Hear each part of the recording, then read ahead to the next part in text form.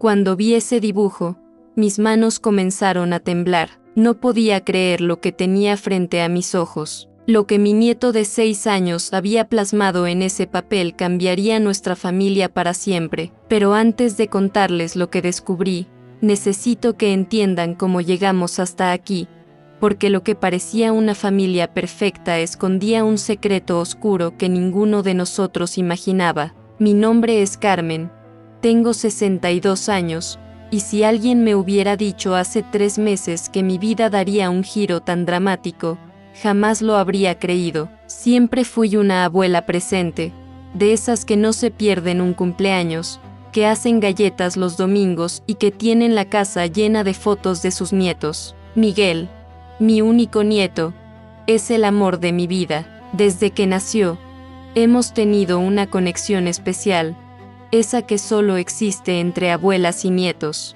Cada sábado sin falta, yo iba a visitarlo, o él venía a mi casa a pasar el día conmigo. Mi hijo Roberto siempre ha sido un hombre trabajador, quizás demasiado. Desde que consiguió ese puesto en la empresa de exportaciones, viaja constantemente, una semana aquí, 2 semanas allá. Al principio me preocupaba que pasara tanto tiempo fuera, pero Paula, mi nuera, parecía manejarlo todo perfectamente. Ella siempre fue encantadora conmigo, siempre con una sonrisa, siempre impecable. La casa siempre ordenada, Miguel siempre bien vestido, las comidas caseras. Era lo que cualquier suegra soñaría, una nuera dedicada, cariñosa y que cuidaba de su familia con esmero. Durante 5 años, todo parecía funcionar como un reloj suizo. Las videollamadas familiares cuando Roberto estaba de viaje, las cenas dominicales cuando regresaba, las vacaciones juntos. Éramos, o al menos yo creía que éramos, una familia unida y feliz. Paula incluso me llamaba Mamá Carmen con ese tono afectuoso que me hacía sentir parte importante de la vida de Miguel. Me consultaba sobre recetas, me pedía consejos sobre la crianza, me mandaba fotos de Miguel durante la semana. Todo era perfecto, demasiado perfecto.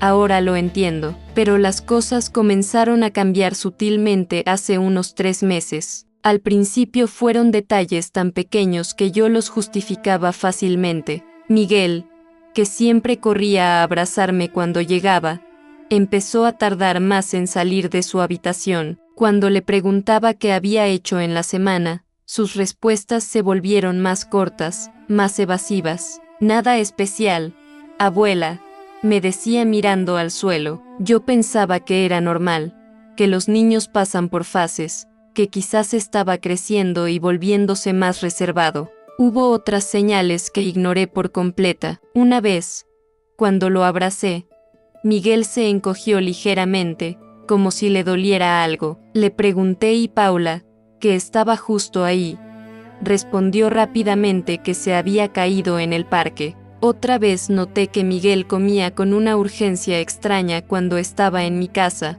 como si no hubiera comido en días, pero Paula me aseguró que solo era que él adoraba mi comida. Yo quería creer cada explicación. ¿Por qué?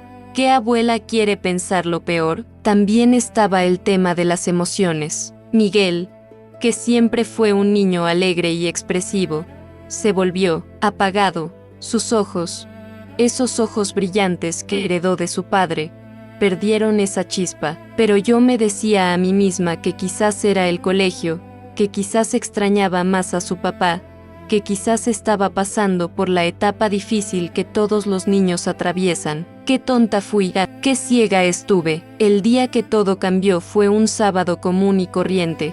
Roberto estaba de viaje en Chile por 2 semanas, y Paula me había llamado diciendo que necesitaba hacer unas compras y le vendría bien que yo pasara la tarde con Miguel. Por supuesto que acepté encantada. Llegué a la casa alrededor de las 2 de la tarde con mi bolsa llena de materiales de arte. A Miguel siempre le había gustado dibujar, y yo pensé que sería una buena actividad para animarlo, para recuperar esa conexión que sentía que estábamos perdiendo. Cuando entré, la casa estaba impecable como siempre. Paula me recibió con su sonrisa perfecta, ese maquillaje perfecto, ese peinado perfecto, todo en ella siempre era perfecto, y yo, ingenua de mí, lo admiraba. Me ofreció café, charlamos unos minutos sobre trivialidades, y luego ella se fue, dejándome sola con Miguel. Recuerdo que antes de salir, se agachó frente a él y con una voz dulce pero firme le dijo: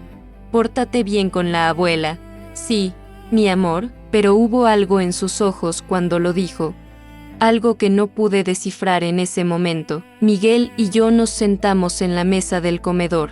Saqué los lápices de colores, las acuarelas, el papel. Él miraba todo sin mucho entusiasmo, pero yo estaba decidida a sacarlo de ese caparazón. «¿Qué te parece si dibujamos algo juntos?», le pregunté con mi mejor voz de abuela animadora. Él se encogió de hombros. Entonces se me ocurrió una idea. «¿Por qué no dibujas a tu familia haciendo algo que les gusta hacer juntos?», le sugerí con una sonrisa. Pensé que sería una actividad linda, que me daría pistas sobre qué estaba pasando por su cabecita, que nos ayudaría a conectar de nuevo. La reacción de Miguel me sorprendió. Su rostro se puso serio, muy serio para un niño de 6 años. Me miró con esos ojos grandes y por un momento pareció que iba a decirme algo, pero luego simplemente asintió y tomó un lápiz negro. No el azul, no el rojo, no el amarillo brillante que siempre elegía, el negro. Empezó a dibujar en silencio mientras yo preparaba mi propio dibujo en otra hoja,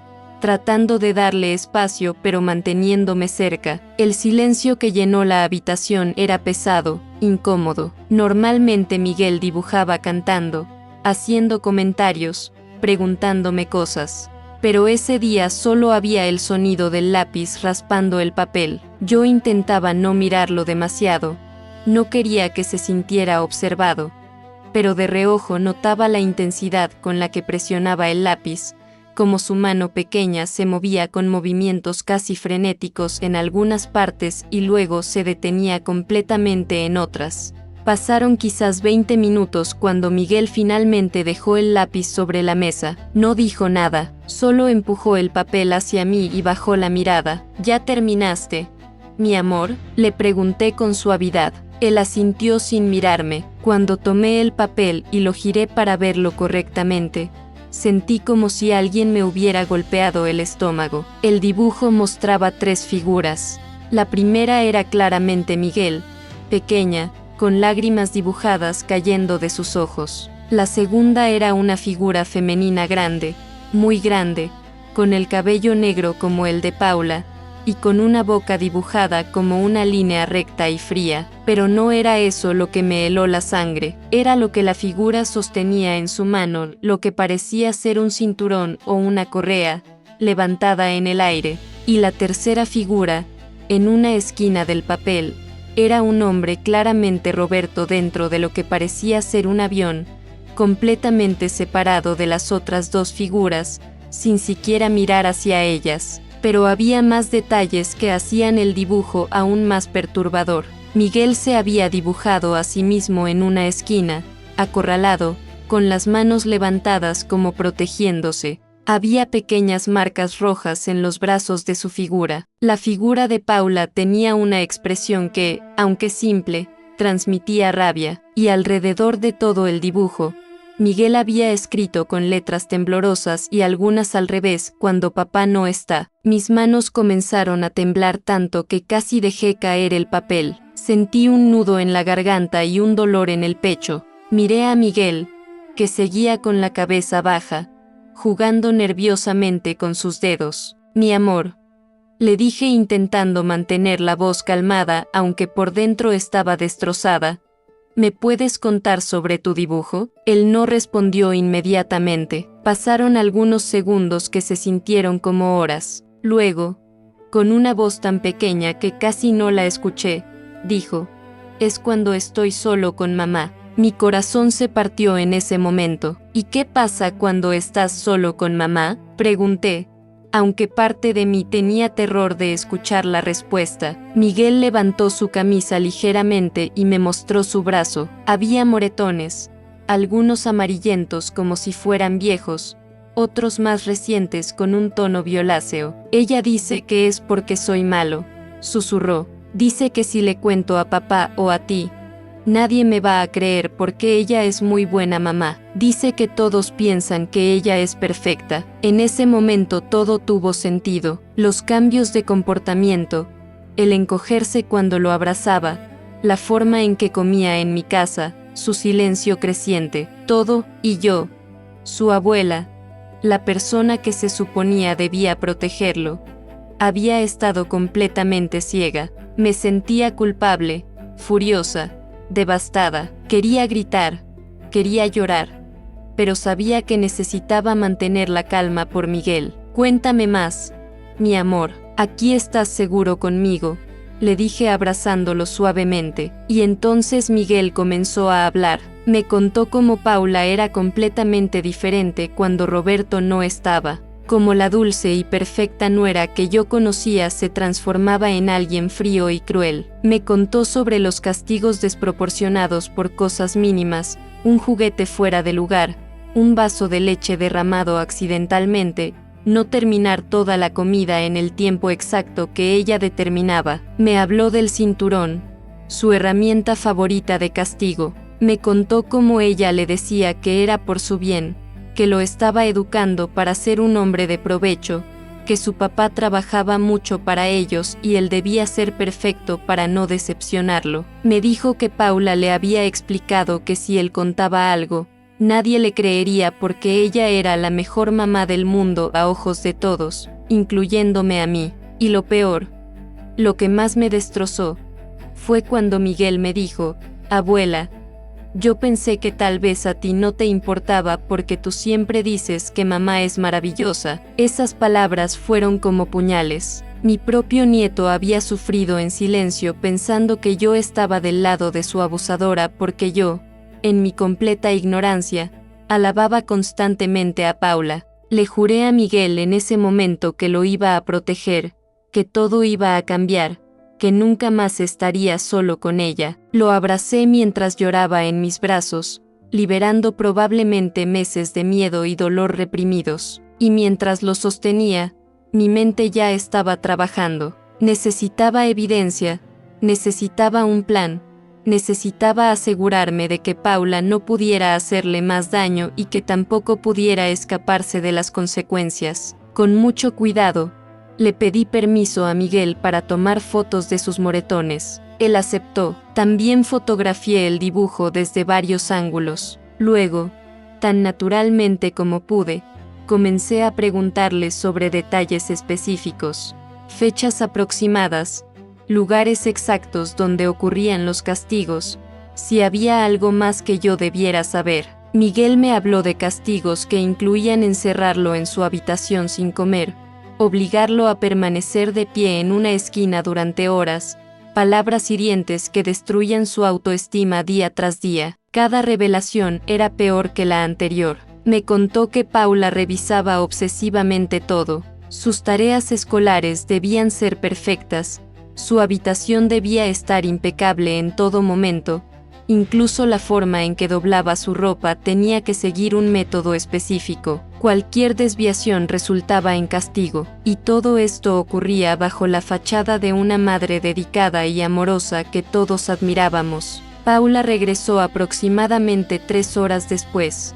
Entró a la casa con sus bolsas de compras y esa sonrisa radiante. ¿Cómo les fue? ¿Se divirtieron?, preguntó con esa voz melodiosa que ahora me sonaba completamente falsa. Tuve que hacer el mayor esfuerzo de mi vida para sonreírle de vuelta y actuar normal. Muy bien.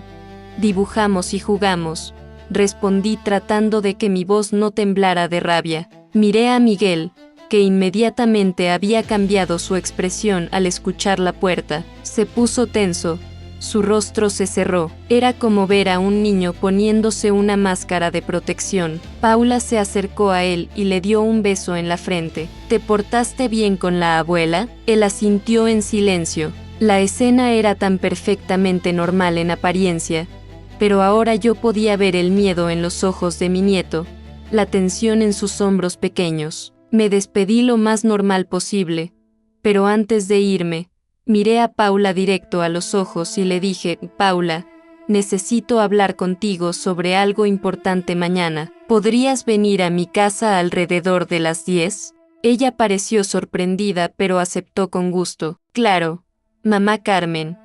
¿Todo está bien? Sí. Sí. Solo algunos asuntos familiares que quiero discutir.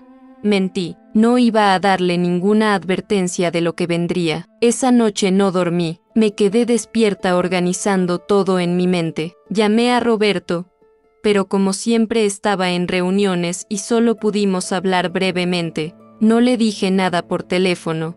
Esto era algo que necesitaba decirle en persona y con evidencia sólida. Sabía que mi hijo amaba a Paula, que probablemente le costaría creerlo. Necesitaba estar preparada. También llamé a mi hermana Lucía, que es trabajadora social. Sin darle muchos detalles, le pregunté sobre los procedimientos en casos de abuso infantil, qué evidencia se necesitaba, qué pasos seguir. Ella me dio información valiosa y me recomendó contactar inmediatamente con las autoridades de protección infantil. Me pasó el número de una psicóloga especializada en trauma infantil y me aconsejó documentar absolutamente todo. A la mañana siguiente, antes de que Paula llegara, hice varias llamadas. Primero a la psicóloga, quien aceptó ver a Miguel esa misma semana, luego a un abogado familiar que me recomendó Lucía. Finalmente, y esto fue lo más difícil, llamé a la línea de protección infantil y reporté el caso. Me explicaron el proceso y me dijeron que enviarían a un trabajador social para hacer una evaluación.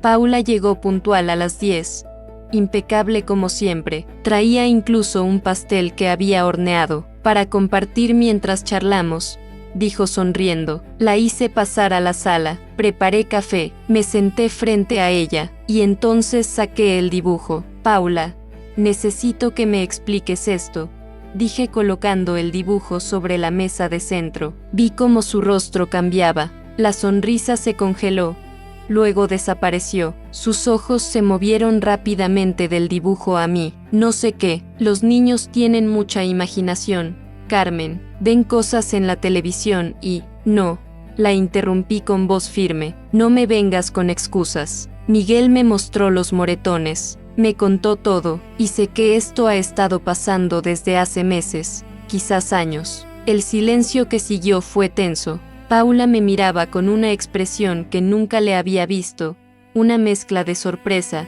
cálculo y algo que parecía pánico. Entonces su estrategia cambió, comenzó a llorar. Carmen, es que es tan difícil. Roberto nunca está. Estoy sola manejando todo.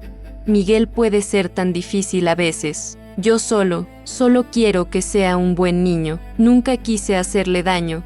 Solo quiero educarlo bien. Las lágrimas corrían por su rostro, pero yo ya no sentía compasión. Veía claramente la manipulación. Paula, golpear a un niño no es educación, aterrorizarlo no es crianza, y manipularlo para que no hable amenazándolo con que nadie le creerá es abuso puro y simple, le dije manteniéndome firme. Ella dejó de llorar abruptamente, su rostro se endureció. ¿Y qué vas a hacer? ¿Decirle a Roberto? No te va a creer. Todos saben que soy una excelente madre. Tú misma lo has dicho miles de veces. Ahí estaba, la verdadera Paula emergiendo finalmente. Tienes razón en algo, le dije. Yo fui tonta al no ver lo que estaba pasando, pero te equivocas en todo lo demás. Roberto va a saberlo todo, y no solo él. Ya contacté con protección infantil, ya hablé con una psicóloga, ya tengo abogado. Y tengo evidencia, fotos de los moretones,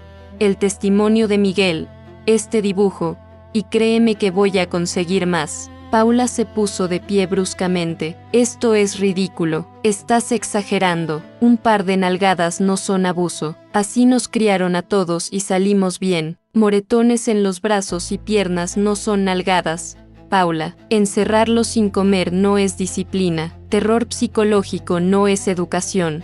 Y sí, es abuso, y va a tener consecuencias. Ella intentó otra táctica. Mira, Carmen, entiendo que estés preocupada, pero pensemos con calma. Miguel está bien, ¿verdad?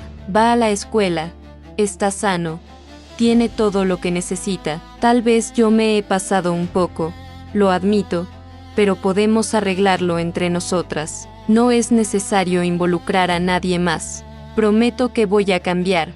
Voy a buscar ayuda, lo que sea necesario, pero por favor, piensa en la familia. Esto va a destruir todo. La familia ya está destruida.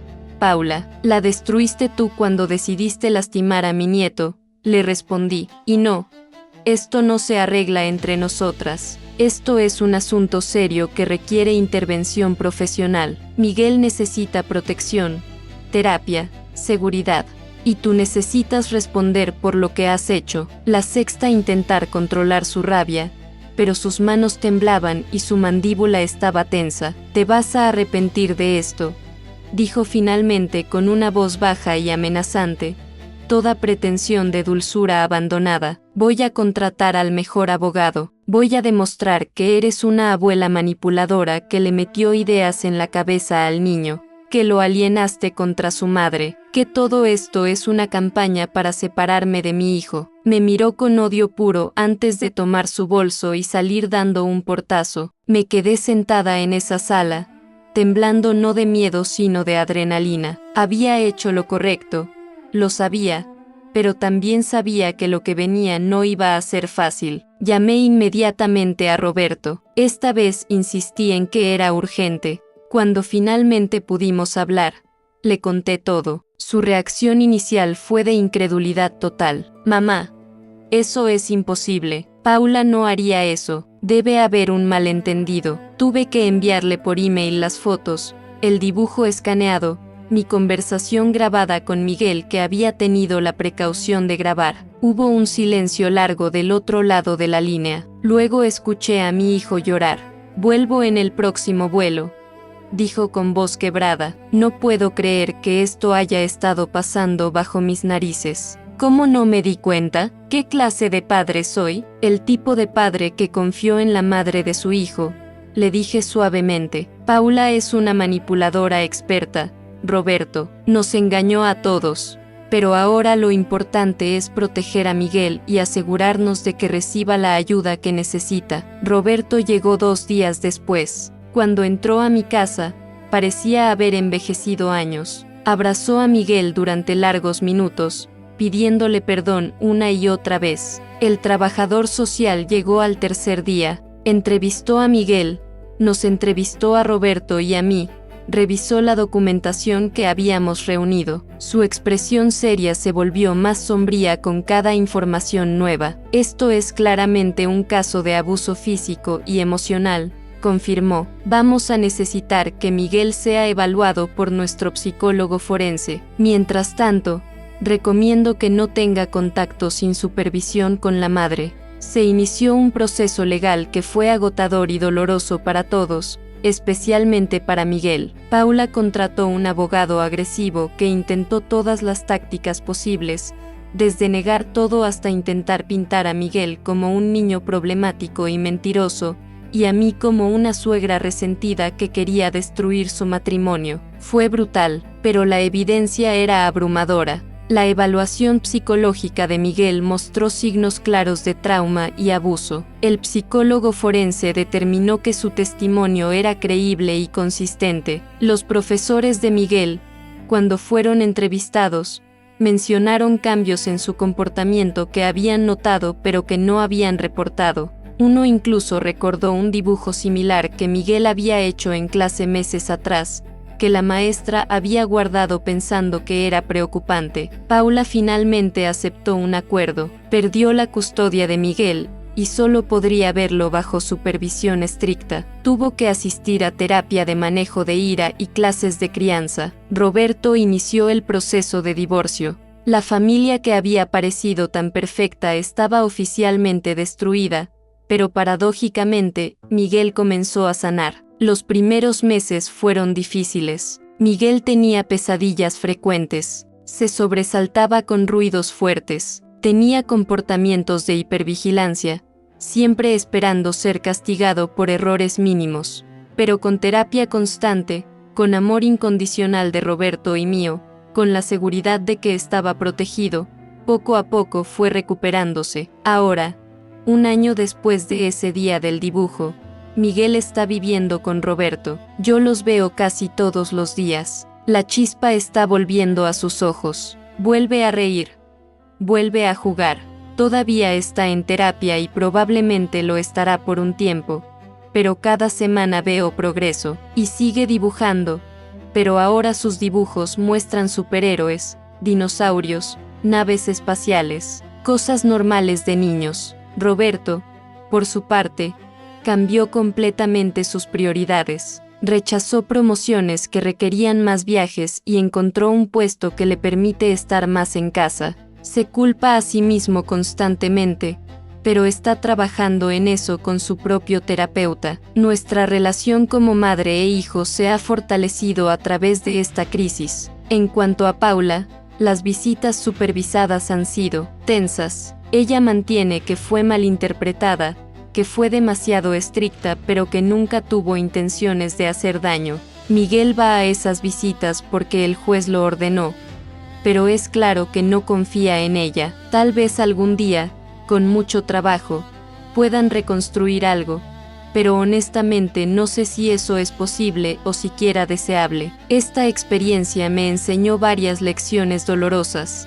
Primero, que la perfección suele ser una máscara. Paula era demasiado perfecta, demasiado impecable, y yo interpreté eso como admiración cuando debió haber sido una señal de alerta. Las personas reales son imperfectas, cometen errores visibles, piden ayuda. La fachada de perfección de Paula era exactamente eso, una fachada. Segundo, aprendí que los niños rara vez mienten sobre abuso. Miguel había estado enviando señales durante meses. Sus cambios de comportamiento, su silencio creciente, su miedo sutil, pero yo los había racionalizado todos porque no quería ver la verdad incómoda. Ahora sé que cuando un niño cambia drásticamente, hay que prestar atención y hacer preguntas, incluso las incómodas. Tercero, descubrí el poder del arte como herramienta de comunicación. Ese dibujo que Miguel hizo fue su forma de pedir ayuda cuando las palabras eran demasiado difíciles o peligrosas. Los niños a menudo expresan lo que no pueden decir a través del juego,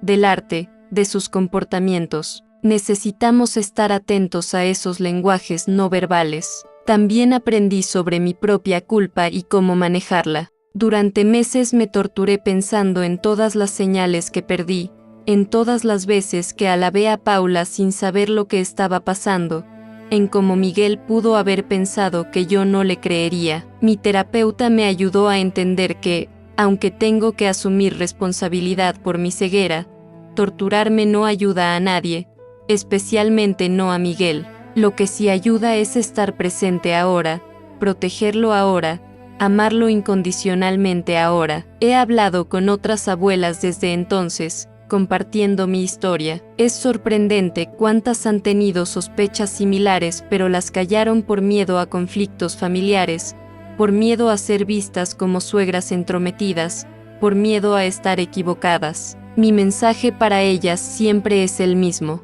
confíen en sus instintos. Si algo se siente mal, probablemente lo es. Es mejor investigar y estar equivocada que ignorar y dejar que un niño sufra. La relación entre suegras y nueras es complicada, lo sé. Hay estereotipos y tensiones naturales, pero eso no puede impedirnos proteger a nuestros nietos. Yo pasé tanto tiempo tratando de ser la suegra buena, la que no se mete, la que apoya incondicionalmente, que dejé de ser la abuela vigilante que Miguel necesitaba. Ese balance es delicado pero crucial. Roberto ahora está en una relación nueva, muy diferente. Ella es cariñosa pero imperfecta, pide ayuda, admite cuando está frustrada, trata a Miguel con ternura genuina pero también con límites sanos. Y lo más importante, Roberto está presente y atento. Aprendió de la forma más dolorosa posible que confiar ciegamente no es lo mismo que estar involucrado. Miguel todavía tiene ese dibujo. Lo guardamos en un lugar seguro.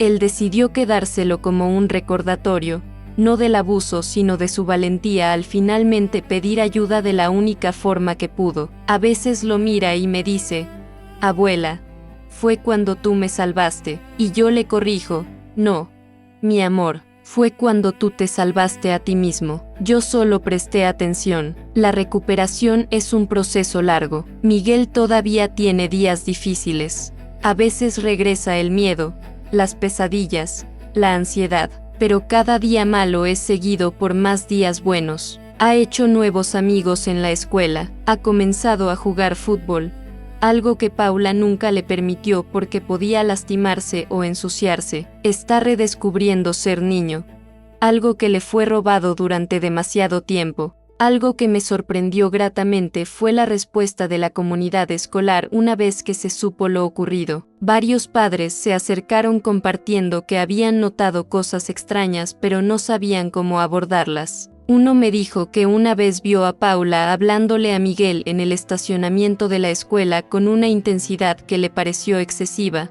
pero asumió que era asunto privado. Esto me hizo pensar cuántas veces todos somos testigos de señales pero no actuamos por miedo a involucrarnos. La escuela ahora tiene un programa mejorado de detección de abuso. Capacitaron a todos los maestros en señales de alerta y en cómo hablar con niños que podrían estar sufriendo. El dibujo de Miguel, irónicamente, ayudó a establecer estas políticas. La directora me dijo que mi disposición a compartir nuestra historia había abierto los ojos de muchos sobre cómo el abuso puede esconderse detrás de familias que parecen perfectas. He reflexionado mucho sobre por qué Paula hizo lo que hizo. Su propia terapeuta sugirió, según me contó Roberto después, que ella misma había sido criada en un ambiente rígido y punitivo, y que reproducía esos patrones sin cuestionar, que su obsesión con la perfección venía de sus propias inseguridades profundas y la necesidad de control.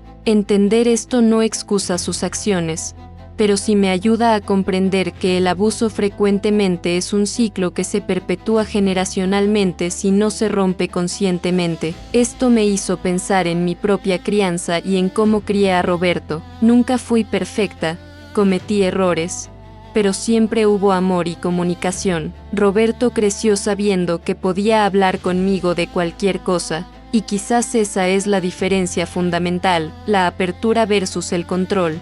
El amor incondicional versus el amor condicionado a la perfección. Paula amaba a Miguel solo cuando él cumplía con sus estándares imposibles. Ese no es amor real, es manipulación disfrazada de crianza. Uno de los momentos más reveladores fue cuando Miguel, en una de sus sesiones de terapia a la que me invitó, le dijo a la psicóloga, yo pensaba que todos los niños vivían con miedo de sus mamás. Pensaba que era normal sentirse así. Esas palabras me partieron el corazón porque revelaban cuán normalizado estaba el abuso para él. Durante años, su realidad fue esa, y no tenía punto de comparación. No sabía que había otra forma de vivir. La psicóloga nos explicó que los niños que crecen en ambientes abusivos a menudo desarrollan un sentido distorsionado de lo normal. Aprenden a caminar sobre cáscaras de huevo, a anticipar el humor del abusador, a volverse invisibles para evitar castigos.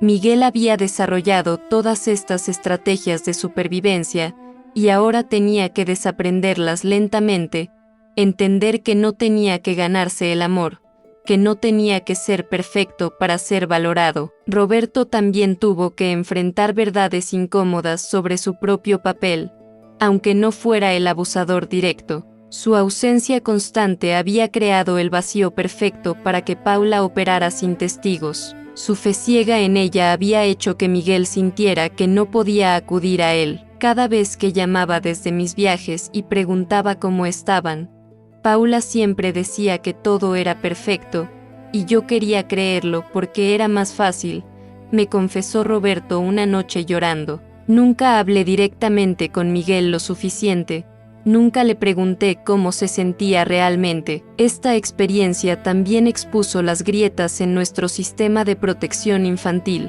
Aunque eventualmente funcionó, el proceso fue lento y burocrático. Tuve suerte de tener recursos, conocimientos a través de mi hermana, capacidad de pagar abogados y terapeutas, una red de apoyo. Pero pensé en todas las abuelas, padres, niños que no tienen esos recursos. ¿Cuántos Migueles hay sufriendo en silencio porque nadie tiene las herramientas para ayudarlos? Me involucré en grupos de apoyo para familias que han atravesado situaciones similares. Las historias que escuché allí eran devastadoras pero también inspiradoras.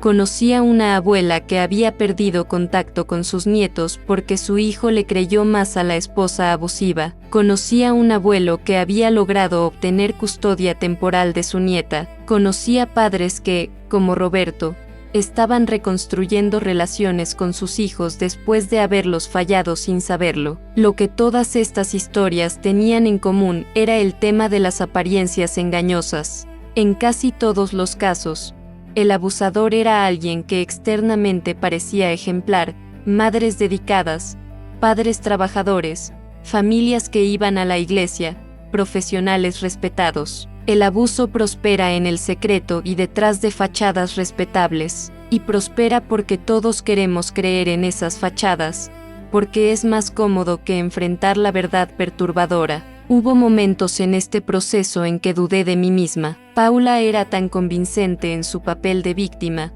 su abogado tan agresivo en pintarme como una abuela manipuladora, que a veces me preguntaba si estaba exagerando, si realmente había sido tan grave. Pero entonces miraba las fotos de los moretones, escuchaba las grabaciones de Miguel contando sus experiencias con esa vocecita temblorosa, y sabía que estaba haciendo lo correcto. El sistema legal fue particularmente difícil para Miguel. Tuvo que contar su historia repetidamente al trabajador social, al psicólogo forense, al juez, a los abogados. Cada vez era retraumatizante. Recuerdo una audiencia donde el abogado de Paula intentó confundirlo con preguntas capciosas, insinuando que yo le había dicho qué decir. Ver a mi nieto de 6 años siendo interrogado así, teniendo que defender su propia verdad, fue una de las cosas más dolorosas que he presenciado. Pero Miguel fue increíblemente valiente. Con voz pequeña pero firme, mantuvo su historia. Cuando el abogado le preguntó, ¿no es verdad que tu abuela te dijo que tu mamá era mala? Miguel respondió, no, yo le dije a mi abuela que mamá me lastimaba, yo se lo conté primero. El juez intervino en ese punto, diciendo que era suficiente interrogatorio para un niño tan pequeño. Vi lágrimas en los ojos del juez, un hombre mayor que probablemente había visto demasiados casos como este. Paula intentó hablar con Miguel una vez fuera de las visitas supervisadas. Fue en el supermercado, meses después de que se emitiera la orden de restricción. Yo estaba con Miguel eligiendo frutas cuando la sexta acercándose. Inmediatamente me puse entre ella y Miguel, quien se había aferrado a mi brazo con fuerza. Por favor, Miguel, solo quiero hablar contigo, dijo Paula con lágrimas en los ojos. Mamá te extraña mucho, no te acerques a él, le dije firmemente. Estás violando la orden judicial. La gente alrededor comenzó a notar la escena. Paula me miró con una mezcla de dolor y rabia. Me quitaste a mi hijo. Siseó, todo esto es tu culpa. Un empleado del supermercado se acercó preguntando si todo estaba bien. Llamé de inmediato a Roberto y a la policía. Paula se fue antes de que llegaran, pero el incidente fue documentado y resultó en consecuencias legales adicionales para ella. Miguel no habló durante el resto de ese día. Esa noche tuvo pesadillas por primera vez en semanas. Ver a Paula sin estar preparado había desencadenado recuerdos y miedos que pensábamos estaban comenzando a sanar.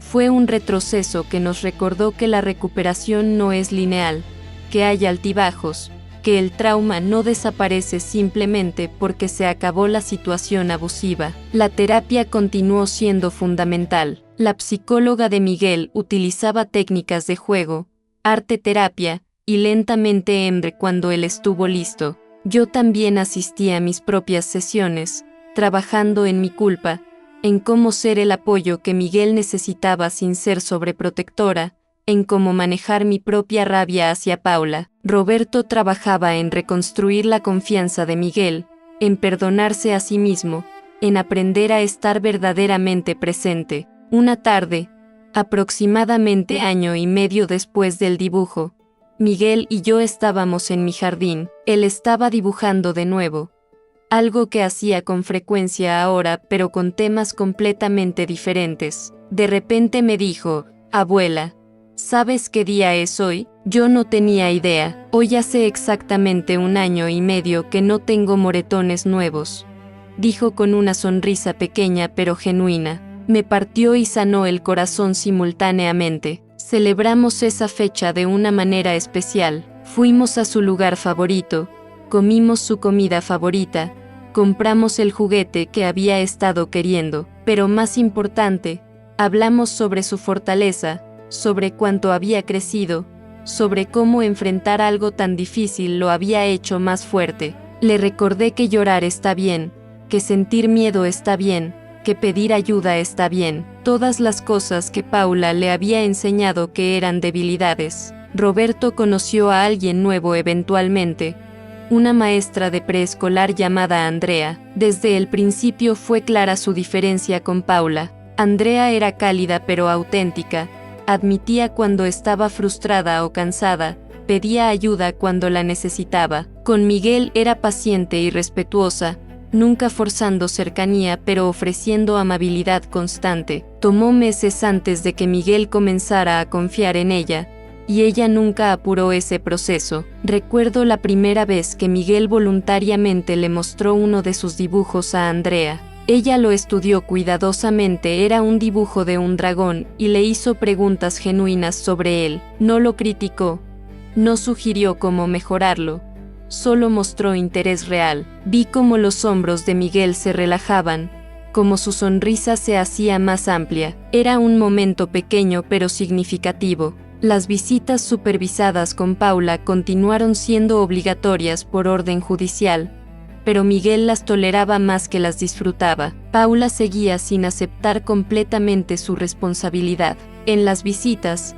intentaba ser la mamá divertida, trayendo regalos caros, planeando actividades elaboradas, pero Miguel veía a través de eso. Un día me dijo: ella todavía está actuando, abuela, solo que ahora actúa diferente porque sabe que alguien está mirando. La sabiduría de ese niño me sorprendía constantemente. A sus 7 años ahora, había desarrollado una percepción sobre las personas que la mayoría no adquiere hasta mucho después, si es que alguna vez lo hacen.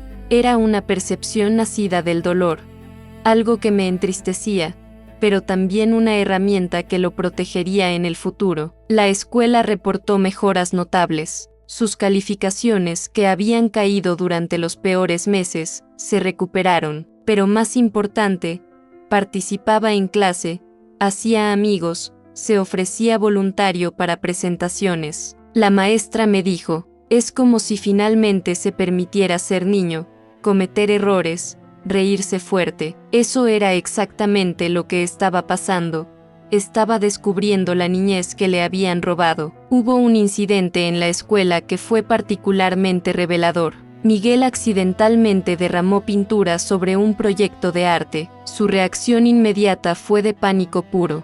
Se congeló, sus ojos se llenaron de lágrimas, comenzó a temblar. La maestra, que conocía su historia, se agachó a su nivel y suavemente le dijo: está bien, Miguel, son solo accidentes. Todos cometemos errores, no pasa nada malo. Miguel tardó varios minutos en calmarse, pero eventualmente lo logró. La maestra me contó esto con lágrimas, diciendo que le rompía el corazón ver cuánto terror un simple accidente todavía le causaba. Trabajamos en eso intensamente en terapias, la idea de que los errores son normales, que no todos los errores resultan en castigos, que el amor no se retira cuando no eres perfecto. Son lecciones que la mayoría de los niños aprenden naturalmente, pero que Miguel tenía que aprender conscientemente, desaprendiendo primero las lecciones tóxicas que Paula había inculcado. 2 años después del dibujo inicial,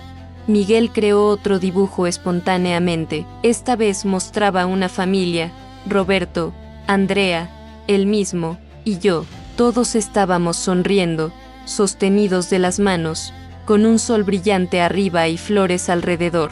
Esta es mi familia ahora, me dijo. Noté que Paula no estaba en el dibujo. No le pregunté por qué. Él tenía derecho a definir su propia familia. La diferencia entre ambos dibujos era abismal y hermosa. El primero, creado en el dolor y el miedo, había sido su grito de ayuda. El segundo, creado en seguridad y amor, era su declaración de sanación. Guardé ambos como testimonio del viaje que habíamos recorrido juntos. Roberto y Andrea se casaron eventualmente, en una ceremonia pequeña e íntima. Miguel fue el portador de los anillos. Durante los votos, Roberto incluyó promesas no solo a Andrea sino también a Miguel. Promesas de estar presente, de escuchar, de nunca más poner el trabajo antes que él. No hubo un ojo seco en la sala. Paula envió una carta ese día, entregada por su abogado. En ella, finalmente aceptaba algo de responsabilidad, admitía que había cometido errores en su crianza, y pedía otra oportunidad con Miguel. Pero incluso en esa carta, minimizaba sus acciones, se pintaba como víctima de las circunstancias, culpaba a su propia infancia difícil. No era una disculpa real, era otra manipulación. El equipo legal y psicológico recomendó que Miguel, ahora con 8 años, debería poder decidir sobre las visitas con Paula. Cuando le preguntaron en un ambiente seguro qué quería, Miguel dijo: no quiero verla ahora, tal vez cuando sea más grande y ella realmente cambie, pero ahora no. Su deseo fue respetado. Las visitas obligatorias cesaron, reemplazadas por la opción de contacto si Miguel alguna vez lo deseaba. He pensado mucho en qué mensaje quiero transmitir con esta historia. No es una historia con un final completamente feliz porque el trauma no desaparece completamente. Miguel siempre cargará con estas experiencias. Siempre tendrá que trabajar en no dejar que el pasado defina su futuro. Pero es una historia sobre la importancia de prestar atención, de confiar en los instintos, de actuar incluso cuando es incómodo. Si hay abuelas, abuelos, tías, tíos, maestros, vecinos escuchando esto, les digo que confíen en sus sospechas. Si algo se siente mal con un niño en su vida, investiguen, hagan preguntas, no se dejen engañar por apariencias perfectas. El abuso prospera en el silencio y en nuestra renuencia a meternos en asuntos familiares. Pero cuando hay un niño sufriendo, meterse es exactamente lo que debemos hacer. Si hay niños escuchando esto que están pasando por algo similar, quiero que sepan que no es su culpa. No tienen que ser perfectos. No se merecen ser lastimados. Y hay adultos que les creerán si se atreven a hablar. Puede ser aterrador, lo sé, pero hay vida del otro lado del miedo. Vida donde pueden ser simplemente niños, donde los errores no resultan en castigos, donde el amor es incondicional. Si hay adultos que reconocen comportamientos de Paula en sí mismos, nunca es demasiado tarde para buscar ayuda. La crianza es difícil, todos nos frustramos, todos cometemos errores, pero cuando esa frustración se convierte en crueldad, cuando el control se vuelve abuso, necesitamos intervención profesional. Reconocer el problema es el primer paso hacia cambiarlo. Hay terapeutas, grupos de apoyo, recursos disponibles. Romper el ciclo del abuso es posible, pero requiere voluntad de enfrentar verdades incómodas sobre nosotros mismos. Hoy, casi 3 años después de aquel dibujo, Miguel tiene casi 9 años. Juega fútbol los sábados, tiene un mejor amigo llamado Lucas, está aprendiendo a tocar la guitarra, todavía ve a su terapeuta, pero ahora solo cada 2 semanas en lugar de 2 veces por semana. Todavía tiene días difíciles, pero son la excepción ahora en lugar de la regla. La semana pasada me regaló un dibujo nuevo, era de los dos juntos, en mi jardín.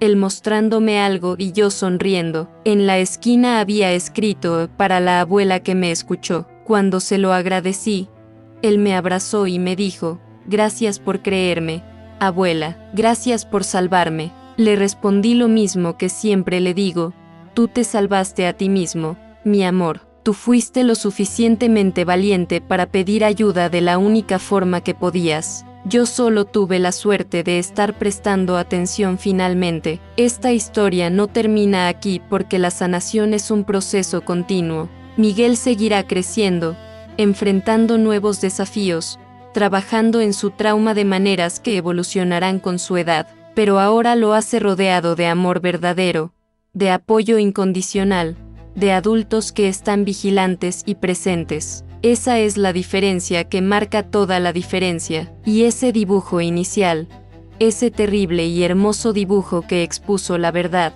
permanece guardado en un lugar seguro, no como un recordatorio del dolor, sino como un testimonio de la valentía de un niño pequeño que encontró su voz cuando las palabras le fallaban, como un recordatorio para mí de nunca más ignorar las señales, como prueba de que los niños nos hablan de muchas maneras, y nuestra responsabilidad es aprender todos sus lenguajes. Cada vez que veo a Miguel reír libremente, jugar sin miedo, cometer un error sin entrar en pánico, sé que hicimos lo correcto. Cada vez que él viene corriendo a abrazarme sin encogerse, sé que está sanando. Cada vez que me muestra un nuevo dibujo lleno de color y alegría, sé que el futuro puede ser diferente del pasado. Mi mensaje final es este: la perfección es una ilusión peligrosa. Las familias reales son desordenadas, imperfectas, complicadas. Y eso está bien. Lo que no está bien es el abuso disfrazado de disciplina,